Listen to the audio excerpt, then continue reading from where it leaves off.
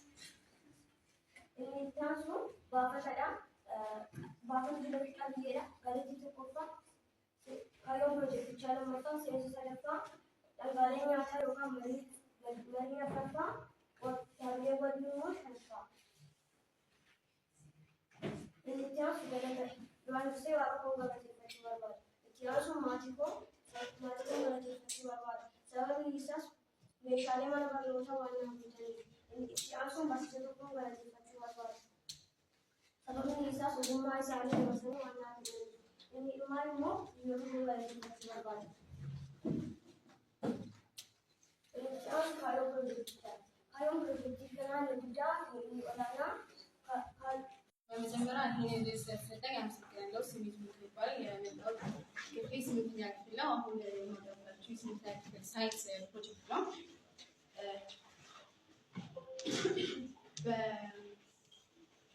በመጀመሪያ ፕሮጀክቱ ማወጫ ካፒታል ምስጋና ዓላማ መግቢያ እንዲሁም ፕሮጀክት ውስጥ ያሉት ነገሮችን በማካተት ይጀምራል ማለት ነው። ሲቀጥል በመጀመሪያ ፕሮጀክት ውስጥ መካተት ያለበት እና ዋና የመጀመሪያ ጉዳይ ምስጋና ነው። ምስጋና በመጀመሪያ ይህን ፕሮጀክት ጽፌ ወይንም ለእናንተ እንዳቀረበልኝ ተጋሪ ማመስገን እፈልጋለሁ። በመቀጠል ትምህርት ቤቱ ይህን ፕሮጀክት ለእኛ በመስጠት ይጠቅማቸዋል ወይንም ለወደፊት ቅርብ ድል መንገድ ሊከፍትላቸዋል ብሎ ለተዘጋጀልኝ ፕሮጀክት ማመስገን እፈልጋለሁ። በመቀጠል ወላጆቼም ይህ ጊዜ ከጎኔ ቆመው ይህን ፕሮጀክት እየደገፉ እንድጨርስ ስለረዱኝ እንዲሁም የሳይንስ መምህር እውቀትና ምክርን በመስጠት ይህን ፕሮጀክት እንዲሰራልኝ ማመስገን እፈልጋለሁ። በመቀጠል የፕሮጀክት ውስጥ ዋና መካተት ያለበት ዓላማ ነው። የዚህ ፕሮጀክት ወይም ኦብጀክቲቭ የምንለው ዋና ዓላማው ተማሪዎች የተማሩትን ምን ያክል ተረድተዋል ወይም ከመማር በዘለለ ምን ያክል አውቀዋል፣ ምን ያክል እውቀት ጨብጠዋል የሚለውን ጉዳይ እዚህ ጋር መረዳት አለብን። በመቀጠል ዝግጅት ለፈተና ከመማር ባሻገር ከመረዳት ባሻገር ምን ያክል ለፈተና ዝግጅት አድርገዋል የሚለውን የሚያሳይልን ነው።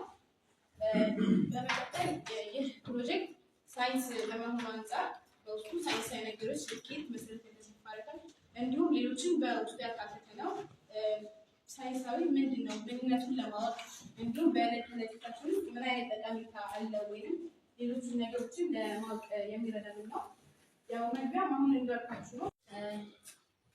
ሌላኛው ወደ ይሄ ሁሉ ስለዚህ ገጽታው ካወራኋችሁ ወደ ዋና ፕሮጀክት ስንገባ ፊዚካላዊ ተሰፋሪ አካላት ይላል።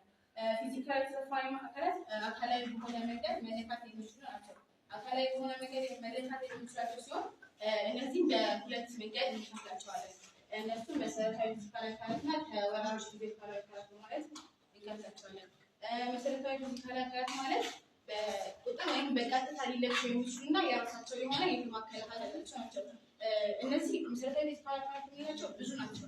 ነገር ግን ለየት የሚያደርጋቸው የራሳቸው የሆነ የተማከለ ኃይል ያላቸው ናቸው። ከሌሎቹ ለየት የሚያደርጋቸው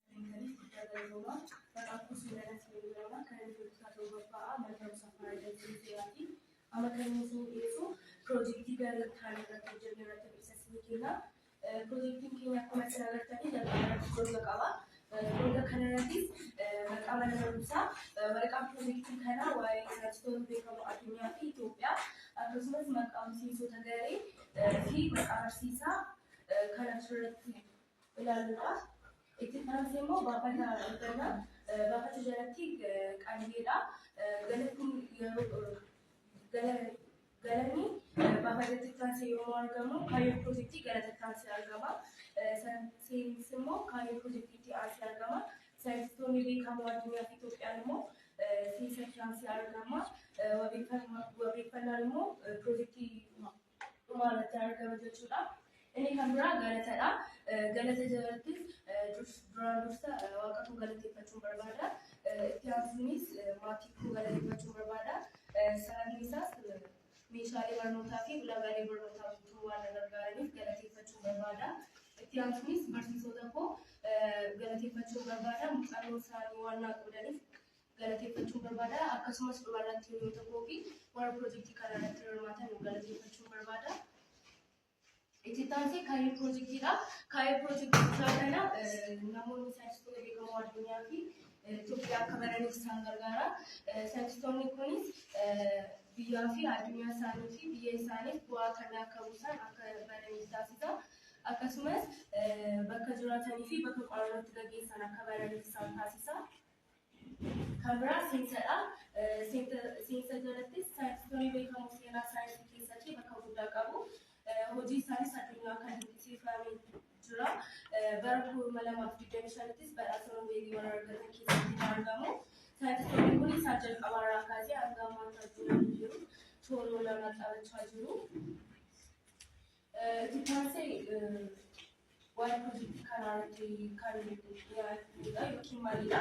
Saayinsistoota beekamoo addunyaa. Saayinsistoonni seenaa keessatti gumaacha guddaa godhanii jiru. Saayinsistoonni kunis yeroo darbee fi yeroo ammaa beekamanis keessatti ni argamu. Warri kunis saayinsistoota yeroo darbee beekamanidha. Saayinsistoota yeroo darbee beekaman. Keessattuu maqaa saayinsistoota kanneen yoo ilaaltan waamuun isaanii baay'ee nama ulfaata. Akkaataa seenaa shaakaltee jechoota afaan saayinsii kan isaanii waamu baay'ee namatti tola. Amma isaan beekamaa egaa kun beekamu qabiyyeen isaanii sun baay'ee bal'aadha. Maaliif saayinsii kan ta'u qabiyyeen suni baay'ee bal'ata. Kana qabiyyeen isaanii irratti isaan agarsiisaa cuunfanii waan sana immoo gabaabsanii yeroo gabaabduu kana keessatti yaadota bal'aa qaama isaanii cina guddaatti akkuma irra deebiin ammaa ayikotaa fi namni tokko guddaa galatoomaa. Ani maqaan koo Miitii Gada jedhama. Barattuu kutaa shanaffaati. Amma kan isin dhiyeessu piroojeektii saayinsii naannoo kan kutaa shanaffaati. Jalqaba irratti akkuma argitan golgaan ni jira. Golgaa irratti miseensonni garii ni jiru. Gosi barnootaa ni jira. Kutaan qopheessitoota yookiin kutaan barataa ni jira. Akkasumas maqaan barsiisaa ni jira jechuudha. Kan ta'an baafata keessa qabiyyee ni jira. Jalqaba irratti galanni ni jira. Itti aansuun kaayyoodha. Seensa, argama, cuunfaa, dhumarratti ammoo kitaabni wabii ni jiru. Kan jalqabaa galatadha. Duraan dursee waaqa kiyya galateeffachuun barbaada. Sababni isaas guyyaa har'aa yeroo ammaa naa kennee waan har'aa nagayeef galateeffachuun barbaada. Itti aansuun maatii koo meeshaalee na barbaachisan yookiin ulaagaan na barbaachisan naaf guutuutiin na deeggaranii jiru. Kanaaf isaan galateeffachuu nan barbaada. Itti aansuun barsiisota koo, hiriyoota koo fi mana barumsaa koo galateeffachuu barbaada. Kan aan kaayyoo. Kaayyoo irratti kan piroojeektiin kun kaayyoon isaa haalli piroojeektiin itti hojjetamu nama barsiisuu fi akkasumas waa'ee argamaa haala Itoophiyaan keessa jirtu namatti agarsiisuu danda'a. Kan aansu seensa. Seensa irratti waa'ee argamaa. Argama jechuun bakka yookiin wanti iddoo tokkotti argamu jechuudha. Argama Itoophiyaa jechuun ammoo bakka Itoophiyaan itti argamu jechuudha. Argamni bakka lamatti qoodamaa isaanis argama dhugaa fi argama jalqabaadha. Kan ta'an qaama piroojeektichaati. Qaama piroojeektichaatti yommuu seetu jalqaba irratti seensa irratti akkuma ibse waa'ee argamaati. Argama jechuun bakka yookiin iddoo wanti tokko itti argamudha. Argama Itoophiyaa jechuun immoo bakka Itoophiyaan itti argamu jechuudha. Itoophiyaan karaa kaabaan naannoo gaafa Afrikaatti ni argamti. Gaafa Afrikaa jechuun immoo fiixee Afrikaa jechuudha. Itoophiyaan biyyoota gaafa Afrikaa keessaa ishee tokkodha. Biyyoonni ollaa Itoophiyaa immoo karaa baha Soomaaliyaadha. Dhihaan Sudaan kibbaa kaabaatiin ammoo cimna ishii hedduun barreessees fudhuu hin dandeenye ofitti amanamummaa kee baay'ee gaarii waan keessa kaa'aa hin qabu. Inni itti aanu to'annoo biyya keessa irratti kallattii arfaniin iyyuu hundumaayyuu baay'ee haalli biyya keetii baay'ee namatti tola. Inni kan biraa ibsi ati goote ifa galaa fi sirrii kan ta'e biyya irratti sirriitti ifa gootee wanti nama rakkisu hin jiru. Hanqina kee waan barreessu hin jiru. Itti fufii akka barattuu kutaalee dhiisuu hin taane ati akka barataa yuunivarsiitii eebbaaf qophaa'utti ibsi waan ta'eef itti fufii.